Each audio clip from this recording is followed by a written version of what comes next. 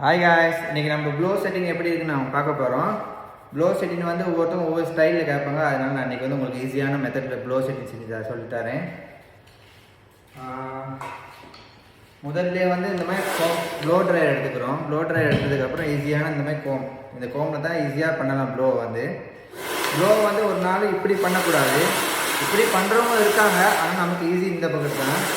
அதனால் ப்ளோ வந்து இப்படி எடுத்து ரவுண்டாக இப்படி பிடிச்சி இந்த மாதிரி ப்ளோ பண்ணணும். ஓகே காய், ஹீட்டரையும் போட்டுக்கணும். ஹீட்டரை போட்டு ப்ளோ இப்படி பண்ணணும்.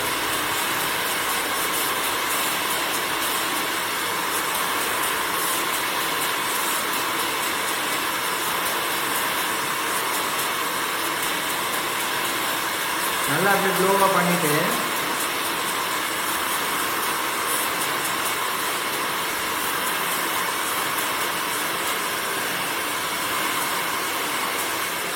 அதுக்கப்புறம் இந்த சைடான ப்ளோவையும் பண்ணணும். பார்த்துக்கங்க எப்படி ப்ளோ இருக்குன்னு. சைடால் வந்து சைடு வாக்கிலையும் ப்ளோ பண்ணணும். இப்படி அது வந்து ஒரு ரவுண்ட் ஷேப்பில் ப்ளோ பண்ணணும்.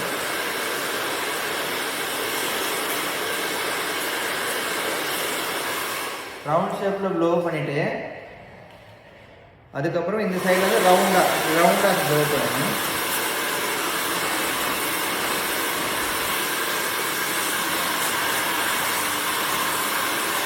நல்லா ஹீட்டரில் போட்டு இப்படி ப்ளோ பண்ணால் ஹீட்டர் கணக்காக ஆகி ப்ளோ கணக்காக ஆகிடும்.